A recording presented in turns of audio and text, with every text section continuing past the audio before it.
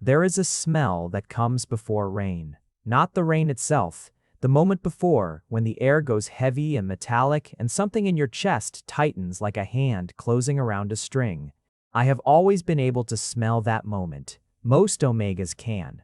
It is one of the small mercies of what we are, a warning system built into the body long before anyone taught us the word instinct. I smelled that moment the first time I stepped into the lobby of Murphy Holdings, 3 minutes before I ever saw his face. The building was glass and steel and cold in a way that had nothing to do with the air conditioning. 40 floors of a company that had swallowed half the manufacturing contracts in the region, built by a man everyone called the Alpha and almost no one called by his first name.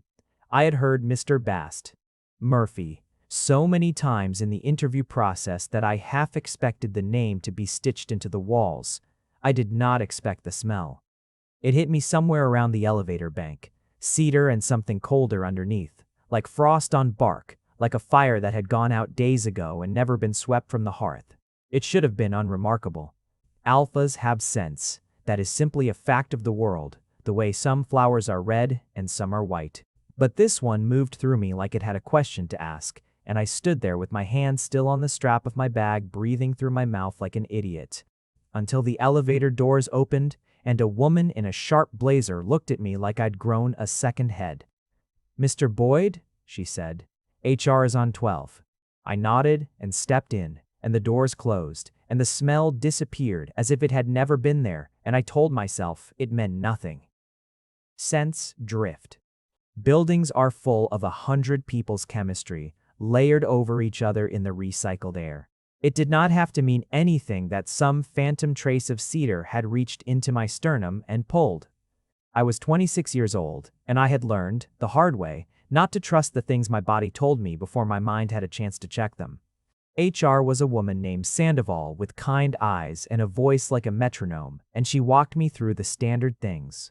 Badge desk, the mentorship program for new design associates, the company's scent-neutral policy in shared spaces, which she delivered with a small apologetic smile like she expected me to ask why. I didn't ask why.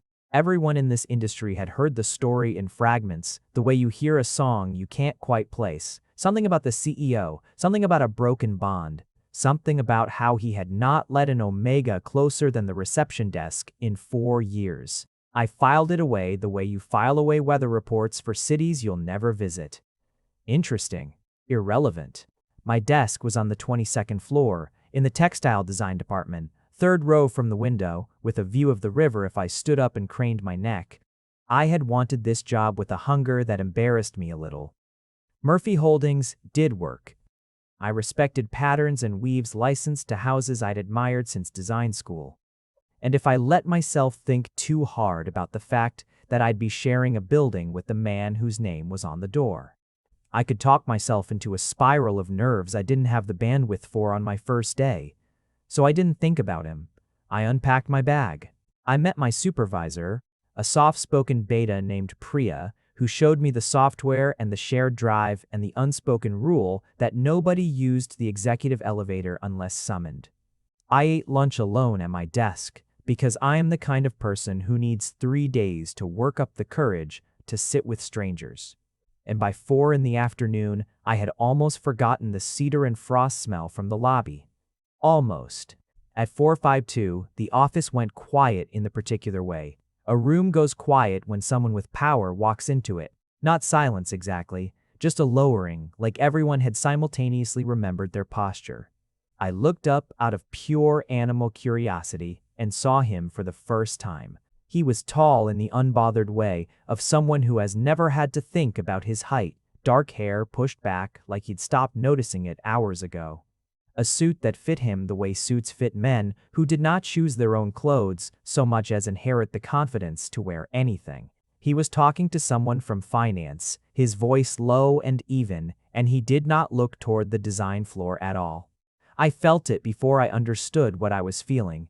The smell reached me across 30 feet of open office, cedar and frost, and underneath it now, close up, something else, something banked, like coals. Someone had covered an ash on purpose, trying to make sure nothing caught. My stomach did something complicated. My hands went still on the keyboard. He glanced up.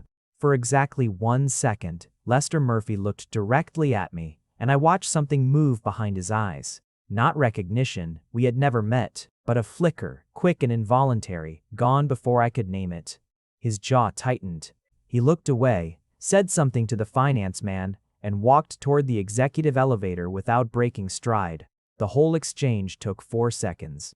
I sat there with my heart going too fast for no reason I could defend to myself, and Priya, 2 desks over, said without looking up from her monitor, "First rule of this floor. Don't stare at Mr. Murphy. He doesn't like it."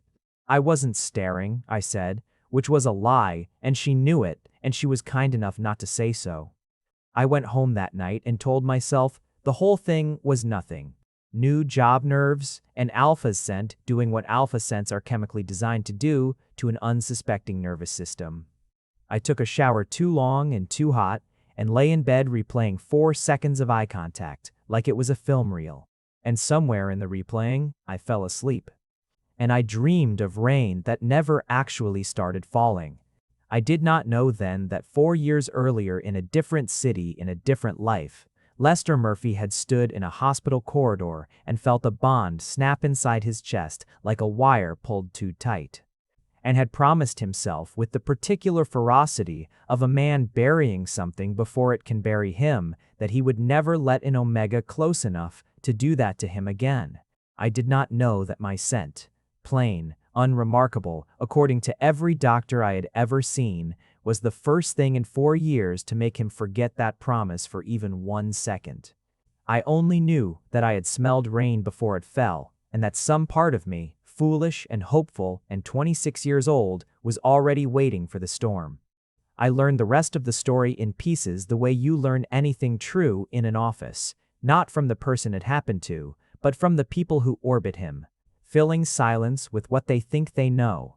It was Priya, 3 days later, over vending machine coffee that tasted like burnt pennies, who told me the shape of it without quite meaning to. "He wasn't always like this," she said, stirring powdered creamer into her cup with the focus of someone diffusing a small bomb. "Before my time here, but everyone talks about it eventually. He had a mate. An omega named Adrian, a violinist, I think, or maybe a cellist, something with strings. They were bonded young, 23, 24. People who worked here back then say he used to smile in meetings. Actually smile, not the thing he does now where his mouth moves and nothing else does." "What happened?" I asked, and immediately felt guilty for asking, like I was picking at a wound that wasn't mine to touch. Priya shrugged, but her eyes were careful. "Nobody really knows the whole truth. Some people say Adrian got sick. Some rare thing, fast, the kind you don't see coming until it's already happening. Some people say it was something else. A car. I've heard both. What everyone agrees on is that the bond broke while Adrian was still alive, which almost never happens, and that Mr. Seabarius, Murphy, was in the room when it did." She lowered her voice. "You know what that does to an alpha? Bond break syndrome. It's not just heartbreak, it rewires something. Some alphas never fully recover their sense of smell after. Some go feral for a while. He didn't do either of those things as far as anyone knows, he just stopped." "Stopped what?" "Everything that had an omega in it." She said it simply, like a fact of geography, a border on a map. No omega executives on his direct team. No omega dates. No omega friends that anyone's ever seen. No unscented omega allowed within 10 feet of his office without a very good business reason. HR built the whole scent-neutral policy around him, if I'm honest, though nobody says that part out loud. 4 years. You're actually the first omega hired onto this floor in all that time. I almost didn't believe it when the offer letter went out. I sat with that for a long moment, turning my coffee cup in a slow circle on the table between us. It should have made me feel like an anomaly, a curiosity, a mistake someone in HR would eventually notice and correct. Instead, it made something in my chest ache in a way I didn't have a tidy name for. Not for myself, but for a man I'd exchanged 4 seconds of eye contact with and nothing else. "That's a long time to be that careful," I said. "Grief does strange math," Priya said, and there was something in her voice that told me she knew this from more than gossip. It convinces you that never again is the same thing as safe. I saw him twice more that week, both times from a distance, both times with the same effect. The smell finding me before the sight of him did. A physical announcement that arrived a half-second ahead of the man himself, like he was preceded by weather. Once in the parking garage at 7 in the morning, when I was fumbling with too many bags and my car keys, and he walked past close enough that the frost and cedar of him cut straight through the diesel smell of the garage, and I looked up on pure reflex. And he was already looking at me. That time, the look lasted longer. 2 seconds, maybe 3. His eyes were a color I couldn't quite pin down in the fluorescent light. Not brown, not gray, something between the two that shifted depending on the angle, like river water. There was no warmth in his expression, nothing I could call a smile, but there was a tension, focused and unwilling, the look of a man doing math he didn't want to do. Then he said, "Good morning," in a voice that was lower than I expected and rougher at the edges, like it hadn't been used for pleasantries in a while, and walked on before I could answer. I stood there in the garage with my bags and my keys and my heart doing something entirely unprofessional, and thought, he has not said good morning to anyone else this week that I've seen. I have been here 5 days. This means nothing. This means everything. Both of those thoughts sat in me at once, refusing to cancel each other out. The second time was in the hallway outside a conference room, where I'd been sent to drop off fabric swatches for a client meeting I wasn't important enough to attend. He was standing near the window with 2 other executives, arms crossed, listening to someone talk about quarterly projections with an expression that suggested his mind was somewhere else entirely. I set the swatches on the table as quietly as I could, trying to be a piece of furniture, trying not to breathe too obviously in a room that smelled overwhelmingly of him. I felt his attention land on me before I looked up. When I did, he wasn't looking at my face. He was looking at the inside of my wrist, where the skin is thinnest and scent sits closest to the surface. With an expression I can only describe as a man watching something catch fire that he had been assured could not catch fire. Then he blinked, and the expression was gone, replaced by nothing at all, and he turned back to the projections like I had never existed. I left the conference room with my pulse in my throat and no idea what I had just witnessed. Only a growing, uncomfortable certainty that whatever careful architecture Priya had described, 4 years of never again. 4 years of ice built deliberately around a throne he no longer wanted to sit on, had a crack in it now, small in hairline and entirely terrifyingly my fault. The accident, when it came, was almost embarrassingly small. The kind of thing that happens 100 times a day in office buildings across the world without ever changing the course of a single life. But it changed mine, and I think, though he would never have admitted it in those first weeks, it changed his too. It was a Thursday, 3 weeks into the job, and I had stayed late finishing a pattern revision that a client had rejected twice already. My eyes gritty with fatigue. The office emptied out around me until it was just the hum of the HVAC and the blue glow of my monitor. I didn't notice how late it had gotten until I stood up to refill my water bottle and the room tilted sideways. Low blood sugar probably, combined with too many hours and not enough food.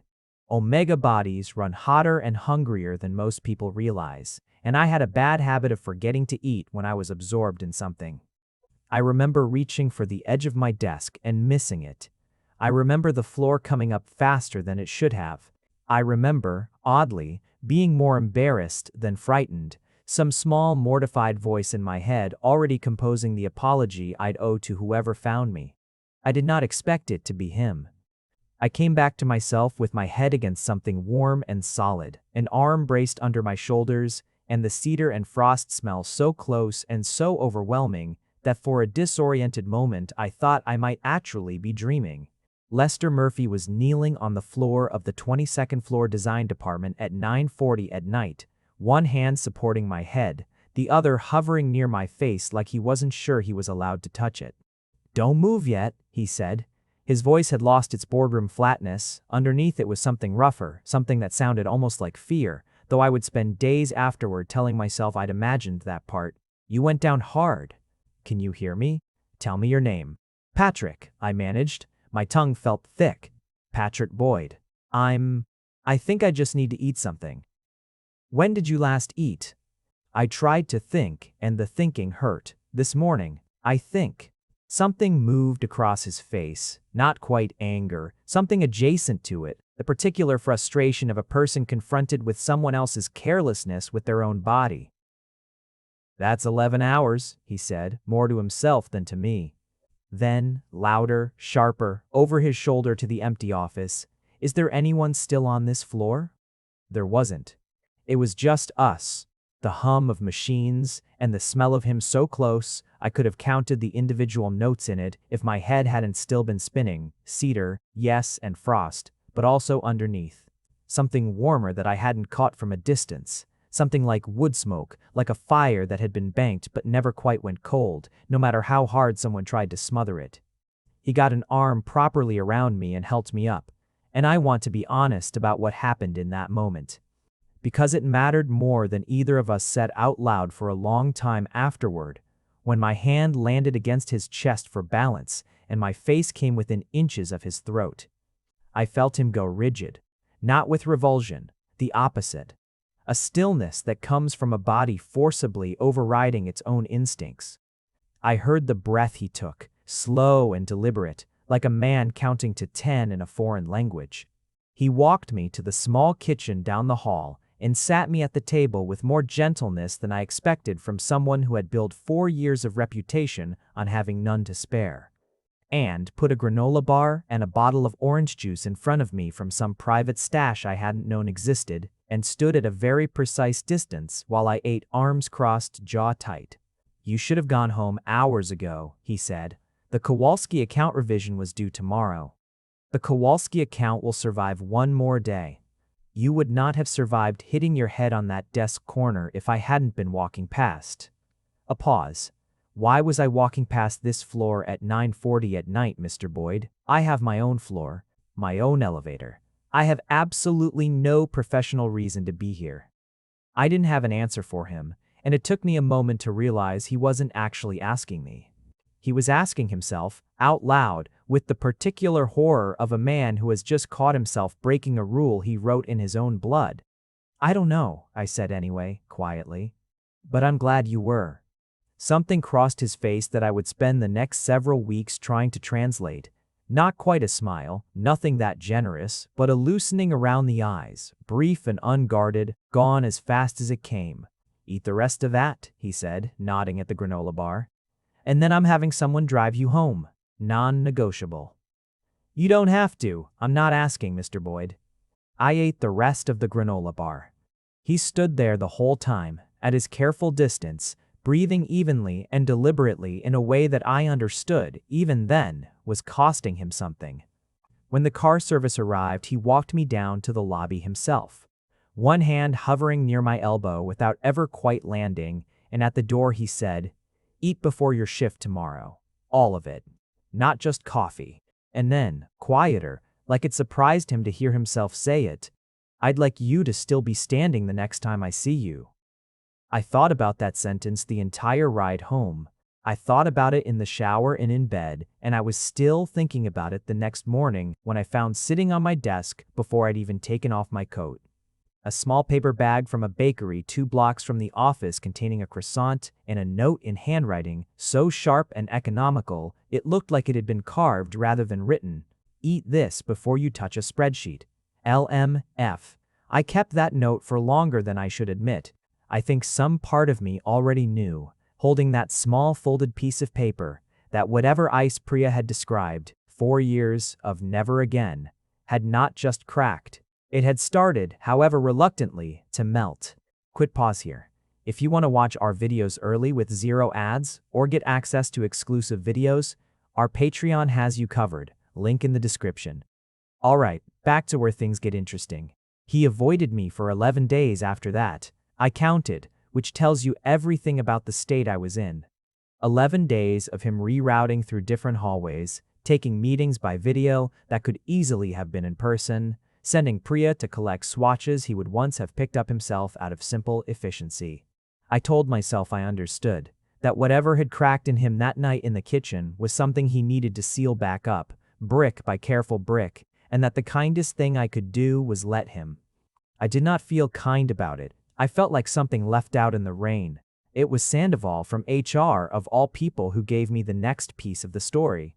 Though she didn't mean to either. Nobody in that building ever seemed to mean to tell me anything.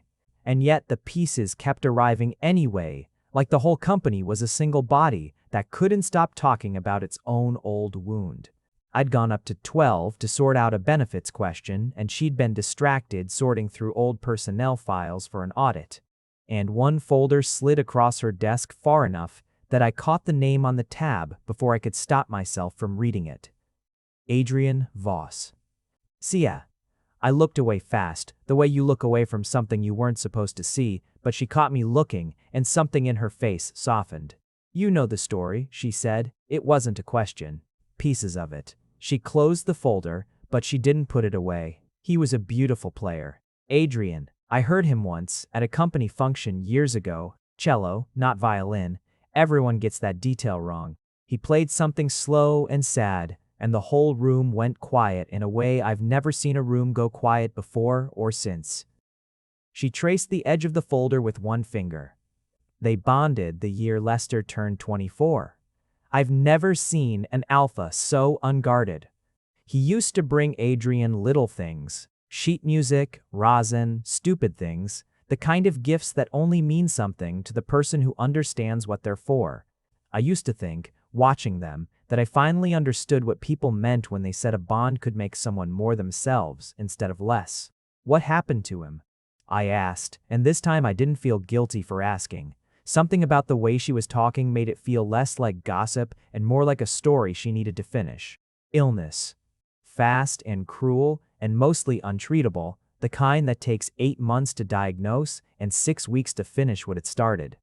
Lester didn't leave the hospital for the last 3 weeks, slept in a chair, wouldn't let anyone else in the room during the worst of it. Some instinct, I think, some alpha thing about needing to be the one holding on when it happened. Her voice had gone very quiet. Bonds aren't supposed to break while both people are still breathing. It's rare enough that most doctors go a whole career without seeing it. But apparently, near the very end, when Adrian was barely conscious anymore, something in him let go before his body did. Some kindness, maybe, some last act of love, trying to spare Lester the worst of it. The bond snapped while Adrian's heart was still beating. Lester felt it happen. He has never, not once in 4 years, talked about what that felt like. I don't think there are words for it. I don't think anyone would want there to be. I sat there in the quiet of her office with my benefits paperwork forgotten in my lap, and felt something crack open in my own chest. Not jealousy, though I checked myself carefully for it and found none. Something closer to grief on behalf of a man I barely knew, and underneath that something harder to name, a fierce, unexpected tenderness for the version of him that had existed before all of this. The one who brought sheet music and rosin and smiled in meetings. He stopped everything after, Sandoval said, not just Omegas.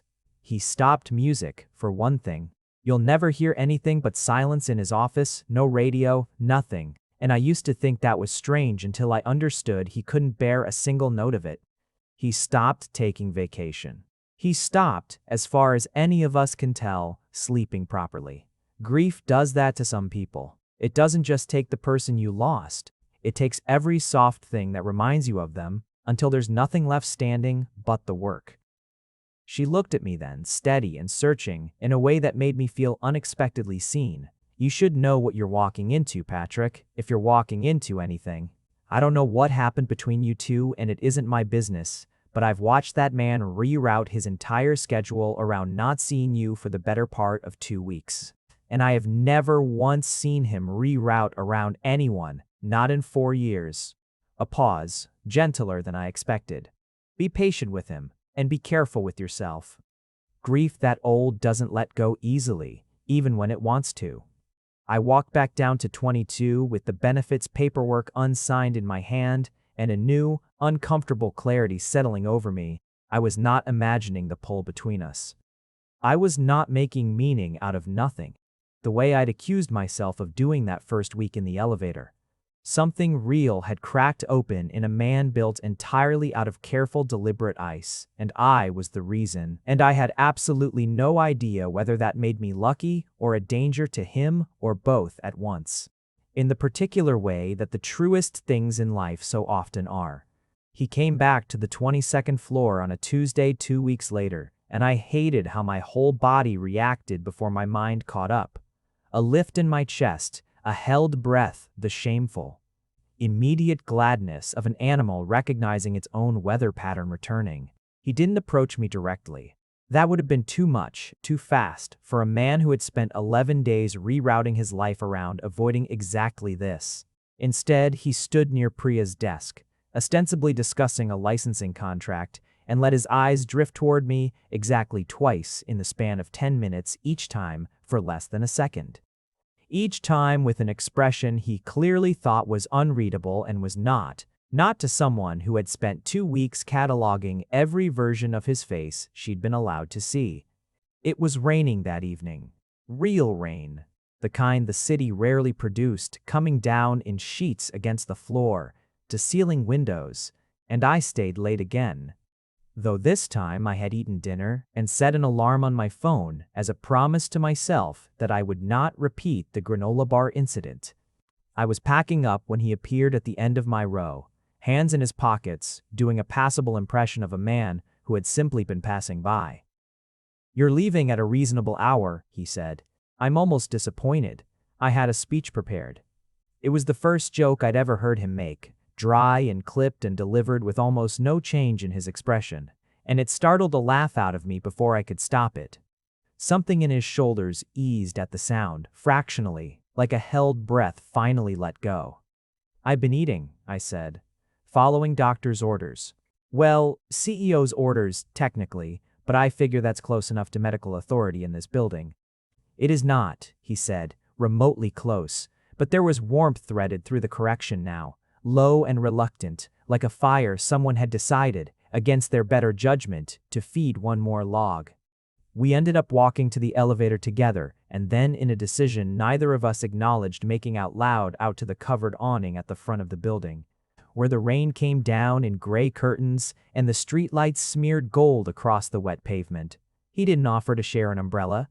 I don't think either of us trusted what that much proximity would do, but we stood there, a careful 3 feet apart, watching the rain, and something about the silence between us felt less like avoidance now, and more like two people learning how to simply exist near each other without catastrophe. "Sandoval told me about Adrian," I said, "because I have never been good at leaving hard things unsaid, and because I thought he deserved to know what I knew before this, whatever this was, went any further.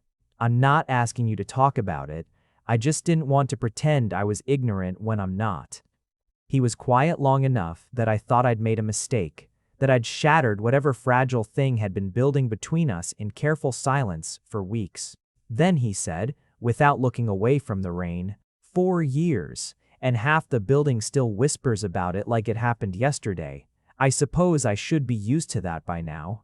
I'm sorry, both for what happened to you and for prying.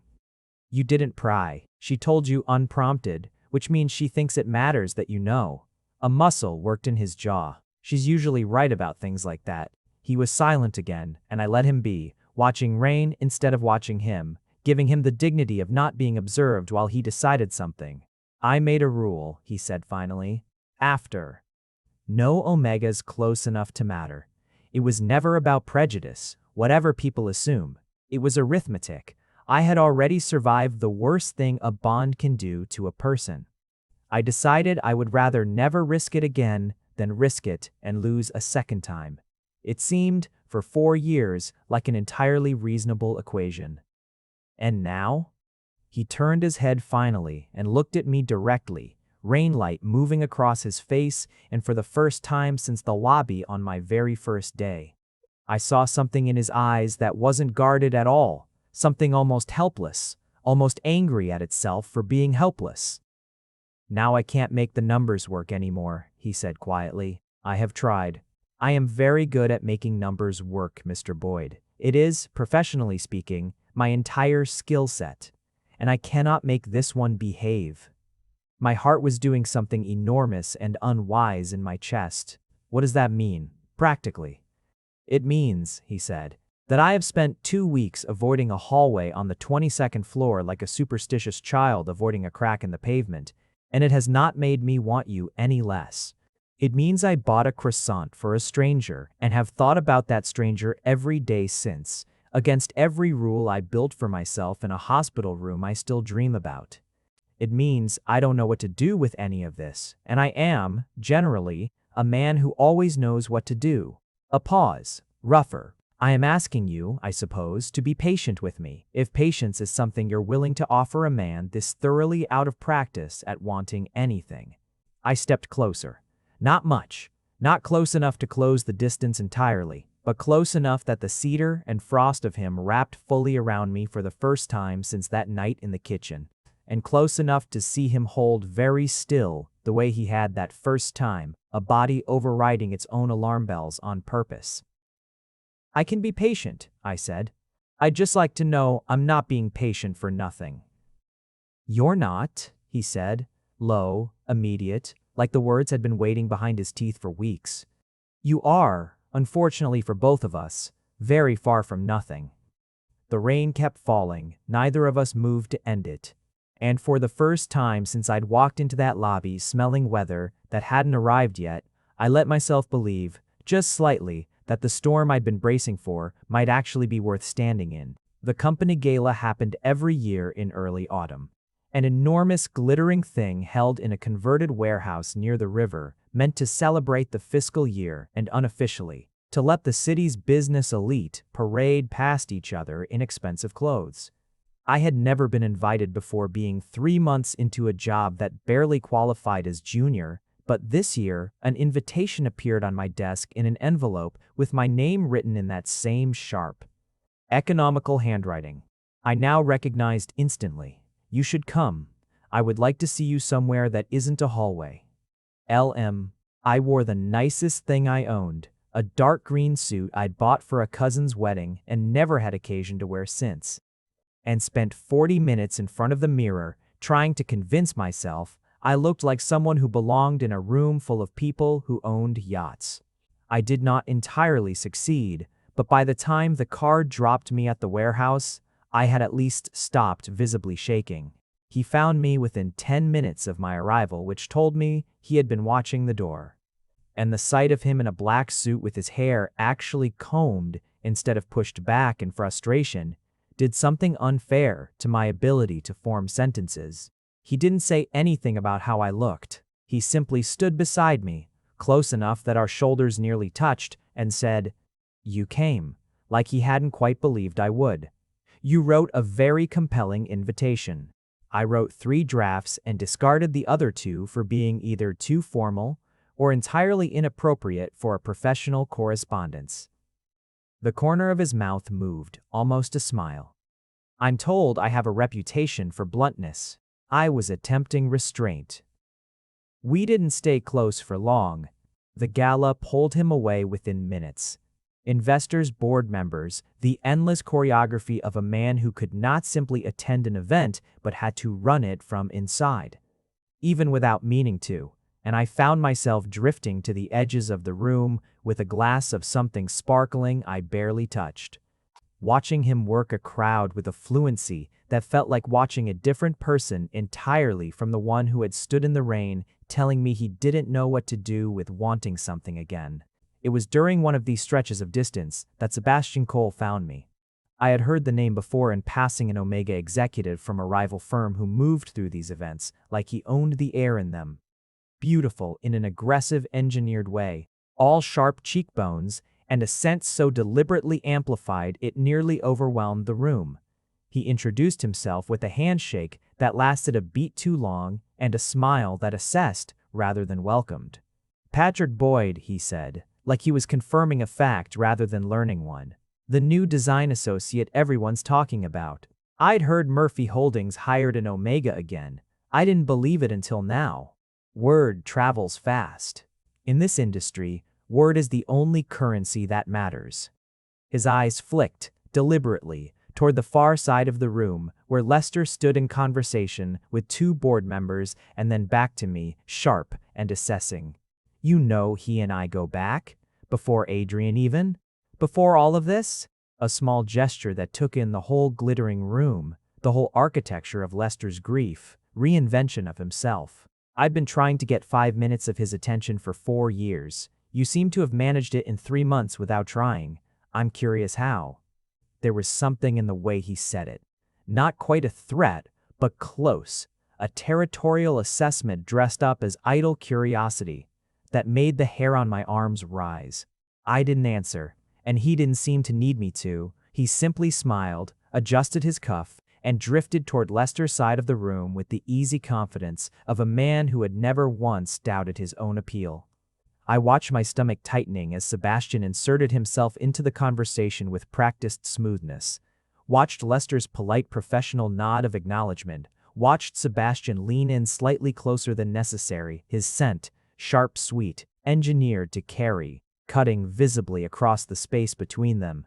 And I watched Lester go rigid, not with interest, with something that looked from 30 feet away almost like distress, a full-body stillness, jaw-tight eyes flicking once fast across the room to find me, like he was checking his own coordinates against a fixed point before he could trust himself to keep standing there. He said something short. Sebastian stepped back half a pace to restore distance, and within a minute had extracted himself from the conversation entirely, moving through the crowd with the particular speed of a man trying not to look like he was fleeing. He found me by the windows at the back of the room, breathing slightly too fast, and didn't say anything for a moment, just stood close enough that his scent settled over the sharper, sweeter ghost of Sebastian still clinging faintly to the air. You looked, I said carefully, like you'd seen a ghost. Not a ghost. His voice was rougher than usual. Just a scent I didn't want anywhere near me, delivered by a man who has never once respected the concept of personal space. He exhaled, slow and deliberate, and some of the tension left his shoulders. I apologize. That was not dignified. You don't have to apologize for having a reaction. I do, actually, when the reaction is jealousy over a man I have no claim on standing 30 feet away from someone who wants his attention. He said it plainly, without artifice, like the admission cost him something, but he decided to pay it anyway. I don't like watching people orbit you, Patrick. I have no right to that feeling yet. I'm telling you anyway, because I promised myself I would stop hiding things from you that matter. Something in my chest went warm and unsteady at the word yet, at the careful, deliberate honesty of a man clearly unpracticed at either. You could have a claim, I said, quiet enough that it barely carried past the two of us, if you wanted one. I'm not going anywhere, Lester. It was the first time I'd used his given name aloud, and I watched it land in him like a struck match. His eyes darkened, his breath caught. And for one unguarded second, the whole careful architecture he'd built around himself for 4 years looked like it might simply come apart. Say that again sometime when we're not standing in a room full of my board members, he said, low, rough, urgent. I would like to hear it properly. I promised him I would. Outside past the windows, the river caught the city lights and threw them back in broken gold pieces, and for the rest of the evening, whenever Sebastian's sharp, sweet scent drifted anywhere near us, Lester's hand found the small of my back, without either of us discussing it, warm and certain. A claim neither of us had named yet, but both of us, I think, had already made. The first time he kissed me, it was not dramatic. There was no rain, no gala, no crisis forcing our hands. It happened on an ordinary Thursday in the small kitchen on the 22nd floor, over 2 cups of coffee neither of us had finished, and it happened because he reached out to tuck a piece of hair back from my face and simply didn't stop moving once his hand got there. It was soft and careful, and it tasted like coffee and something underneath that I can only describe as relief. The particular relief of 2 people who have spent weeks circling the same conclusion and have finally exhaustedly agreed to stop pretending otherwise. When he pulled back, his eyes were bright in a way I hadn't seen on him before, something young in his face that the last 4 years had otherwise scrubbed away. I have wanted to do that, he said, since a parking garage in early spring. You said good morning and walked away. I panicked, he said, with the particular dignity of a man admitting something absurd. I am occasionally capable of panicking, contrary to my reputation. We started, after that, in the careful way that people start things when one of them has been burned badly enough to still flinch at matches. He told me in pieces over weeks what Sandoval's version of the story hadn't covered. Not the facts which I already knew, but the texture of them. The small true things that only the person who lived it could give me. He told me about the sound Adrian's cello made through the wall of their apartment on Sunday mornings, low and unhurried, and how for 2 years after, Lester couldn't walk past a string quartet without his chest closing up like a fist. He told me about the last conscious thing Adrian had said to him, which he would not repeat to me and which I never asked him to. Some private final sentence, he kept the way you keep the last ember of a fire you're not ready to let go out. He told me about the moment the bond broke, not the medical mechanics of it which doctors had explained to him in a dozen careful clinical ways he'd never fully absorbed, but what it had actually felt like, a wrongness sudden and total like a limb removed under anesthesia. No pain at first, just an absence so complete it took his mind several minutes to understand what his body already knew. I have spent 4 years, he told me one evening, both of us sitting on the floor of his apartment because neither of us had thought to turn on more than one lamp, waiting to feel that again, not wanting it, dreading it, with everything in me. Every time I let myself feel anything close to what I feel for you, some part of my brain starts bracing for the moment it gets ripped away, the same way it was ripped away before. I don't know how to stop bracing. I'm not sure I remember how.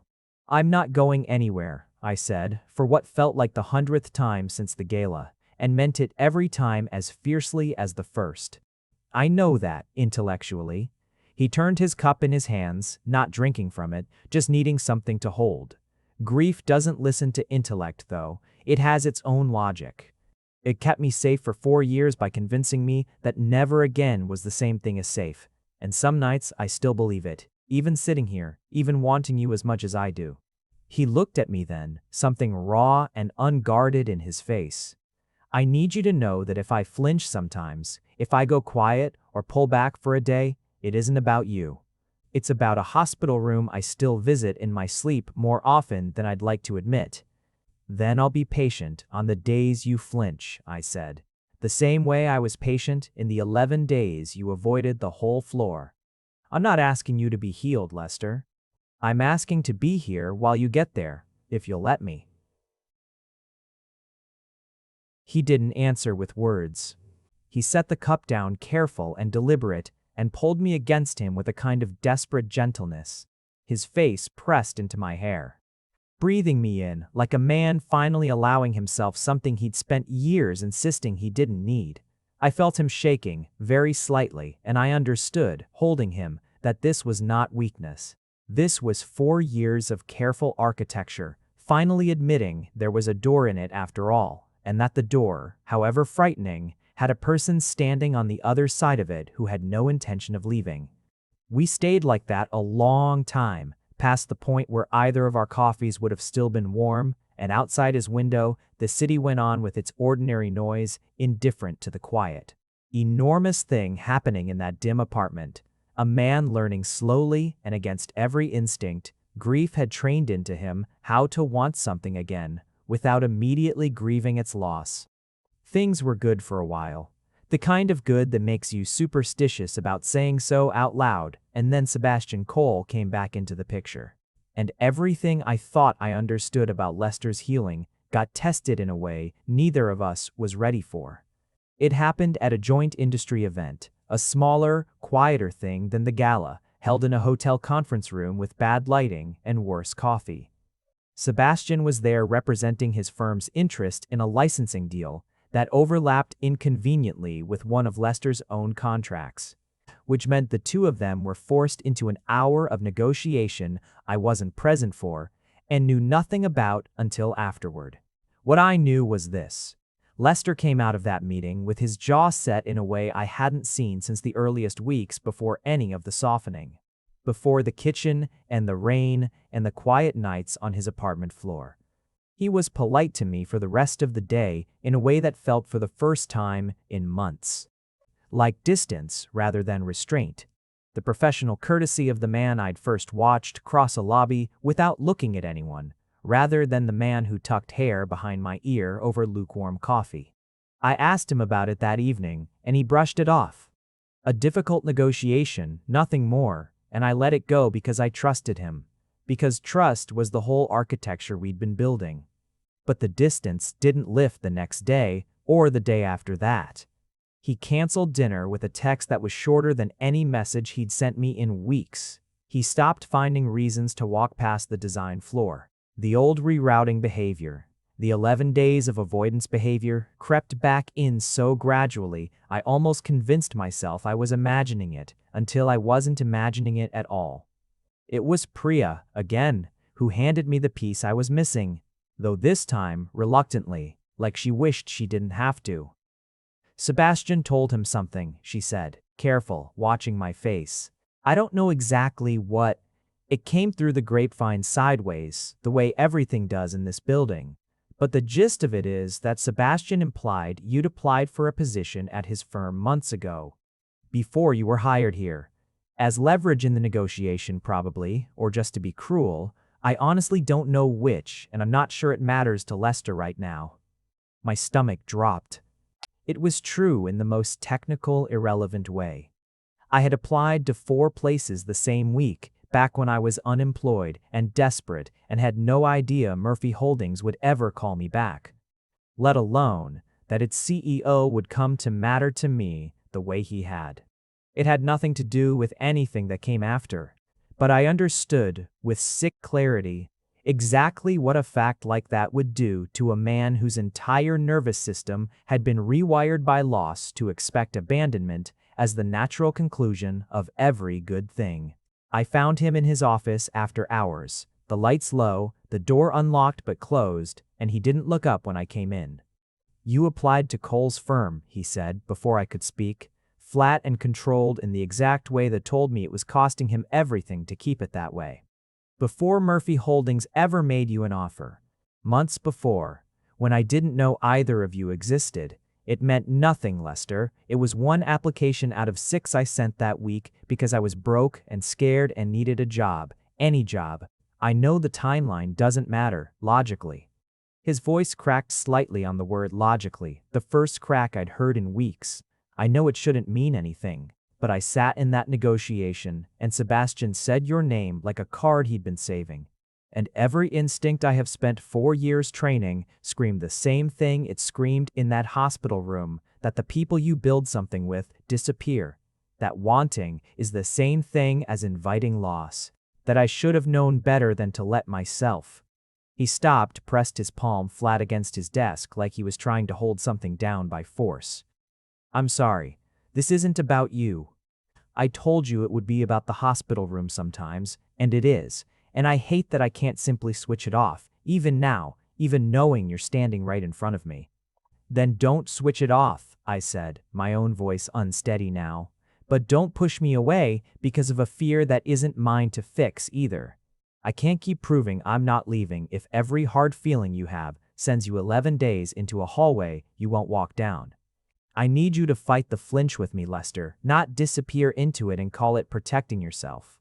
He looked up at me then, and the rawness in his face was almost unbearable. Not anger, I understood now, never really anger, just grief wearing anger's clothes, because it was the only shape it knew how to take. "I don't know how to do this without being afraid," he said, quiet, almost helpless. "I have never once, in 4 years, known how to do this without being afraid." "Then be afraid," I said, crossing the room to stand in front of his desk, close enough now that his scent wrapped fully around me, cedar and frost and underneath. That banked wood smoke that never quite went out, no matter how hard grief tried to smother it. Be afraid and stay anyway. That's the whole thing, Lester. That's the only version of this that's real. He didn't answer right away. When he finally reached for me, it wasn't with the careful, deliberate control I'd come to expect from him. It was something closer to desperation.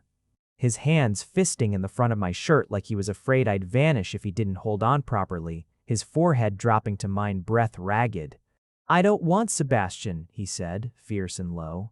"I have never wanted Sebastian. I want you, and it terrifies me exactly as much as it did the day I met you, and I am so tired of letting the fear win." "Then let it lose," I whispered, and felt him nod against me, and understood that we had just crossed some threshold neither of us could walk back over. Not because the fear was gone, it wasn't. It would probably never fully be gone, but because for the first time he had chosen to stay standing in it with me instead of running from the room. Winter came, and with it the particular clarity that cold weather brings to a relationship that has survived its first real test. Lester didn't become a different man overnight. Grief, that old I'd learned, doesn't dissolve just because someone finally decides to stay in the room with it. But something in him settled in the weeks after that night in his office. A loosening I could see in the way he held his shoulders, the way his voice had started carrying warmth into ordinary sentences instead of saving it for rare, hard-won moments. He started listening to music again. I found out by accident, arriving at his apartment one evening to the sound of something slow and stringed drifting faintly from his study, and stood frozen in the doorway, uncertain whether I was witnessing something I should interrupt. He came out a moment later, saw my face, and understood immediately what I was thinking. "It's not what you're imagining," he said gently. "I'm not punishing myself with it. I decided, about a week ago, that I was tired of a dead man owning every cello recording that exists. Adrian loved this music. I don't see why grief should mean I have to hate it too." He paused, something almost shy crossing his face, an expression I'd never once associated with him before. Patrick Boyd walked into his lobby. "I wanted you to be the one I told when I turned it back on. It felt like it belonged to us, more than to the sadness." It was around this time that I first noticed the change in myself, the thing that would eventually give this whole story its strange, quiet punchline. I had always been told, by every doctor I'd ever seen, that my scent was unremarkable. A fact I'd absorbed early and without much feeling, the way you absorb being told your eyes are a common shade of brown. But Lester started commenting on it in small, wondering ways that made me pay attention to something I'd never thought worth attention before. "It's changed," he told me one night, his face pressed into the curve of my neck in the dark, voice muffled and half asleep. "Since we started. It's not just chemistry doing what chemistry does around someone it likes. There's something warmer in it now. Sweeter but not cloying, like bread maybe, or something baking. I don't know how to explain it properly. I only know it wasn't there the first day I smelled you in that lobby, and it is now, and it undoes me a little every time." I didn't understand what he meant, not fully, until I finally looked it up myself, late one night while he slept beside me, and found what I'd somehow managed to avoid learning in 26 years of being an Omega who'd never had reason to ask. That scent for Omegas bonding towards something real doesn't stay fixed. It shifts subtly in response to the specific alpha it's beginning to recognize as a match. Not dramatically, not for show, but as a kind of quiet biological handshake, two bodies confirming to each other, in a language older than words, that something correct is happening between them. My scent had changed because of him, because whatever this was between us had moved past attraction and into something my own body had recognized before my mind caught up to it. The same way it had recognized the storm before the rain fell that first day in his lobby. I told him what I'd read and watched him go very still, the particular stillness of a man absorbing something enormous. "That doesn't happen with just anyone," he said quietly. "I know that. I looked it up myself, actually, weeks ago, when I first noticed it and didn't want to say anything in case I was imagining what I wanted to be true." His hand found mine in the dark, gripped it, careful and certain. "It's not supposed to happen this fast. Or possibly at all, for an alpha who's already bonded and broken once. Some doctors think the capacity doesn't fully return.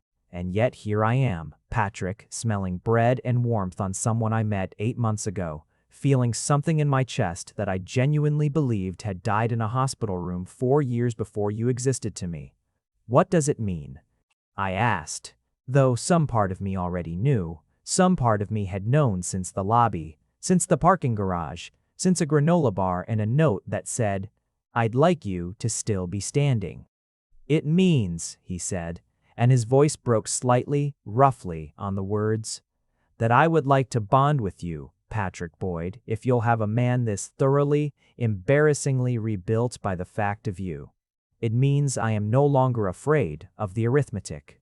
It means I have done the numbers 100 times since that night in my office, and every single time the answer comes out the same, that the risk of loving you is smaller by an enormous margin, MP, than the certainty of losing something by refusing to try." I didn't answer with words either, that time.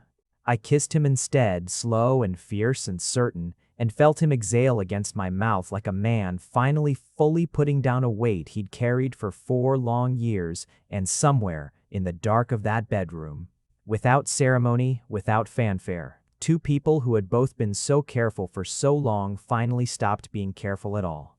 We bonded in early spring, exactly 1 year after I'd first walked into that glass and steel lobby and smelled rain that hadn't fallen yet, and I have come to think there was a kind of quiet justice in the timing, the season turning over the same way we had.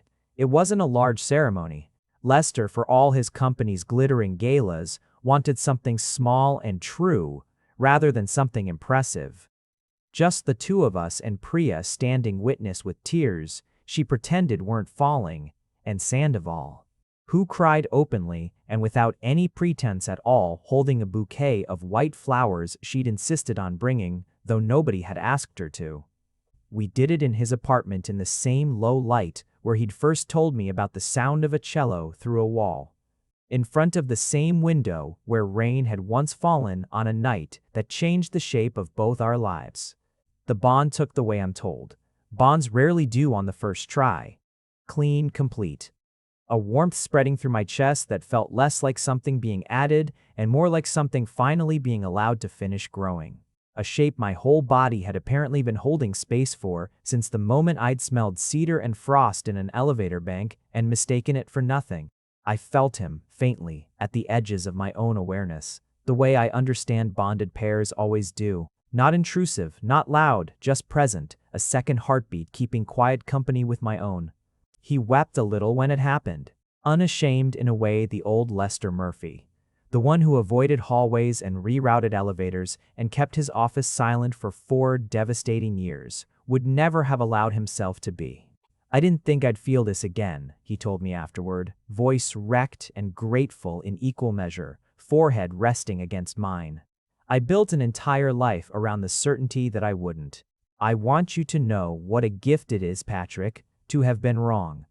I think about Adrian sometimes still, not with jealousy which never once found real ground to stand on between us, but with a kind of quiet gratitude, the strange, specific gratitude you feel toward a person you never met who nonetheless shaped through the depth of what he was loved with the man who eventually came to love you. Lester keeps a single photograph of him on a shelf in the study now, something he couldn't do for 4 years. Something he told me he only became able to do once his grief stopped needing to be the only thing in the room. Love doesn't erase what came before it, I've learned. It simply makes room eventually for both things to be true at once, that a man can be devastated by a loss and still years later be entirely helplessly rebuilt by someone new, without one truth requiring the erasure of the other. The company changed too, in small ways nobody but the two of us fully understood the origin of. The scent-neutral policy relaxed quietly without announcement. An Omega mentorship program appeared on the 22nd floor the following year, something Lester championed personally, though he never explained to the board exactly why it mattered so much to him that new Omegas walking into that glass lobby for the first time should never feel like anomalies the way I once had. He still doesn't smile easily in every meeting. Some ice, I think, is simply part of a person's architecture by now, load-bearing rather than decorative, but he smiles at me freely often. In a way, Priya still occasionally stops mid-sentence to marvel at like she's watching proof of something she'd stopped believing was possible. I still catch, sometimes, that particular smell that first found me at the elevator bank all those months ago. Cedar and frost, and underneath it now, always, warm and unmistakable, wood smoke that finally, fully caught. And every time it reaches me in a hallway or a kitchen or the quiet dark of our shared bedroom, I think of that first afternoon standing frozen with my hand on my bag strap, certain I could smell a storm before it broke. I was right, in the end, about the storm. I simply hadn't understood yet that some storms don't come to destroy the thing in their path. Some of them come, patient and inevitable and long overdue, simply to make something buried finally bloom. If you made it to the end, you're my kind of person.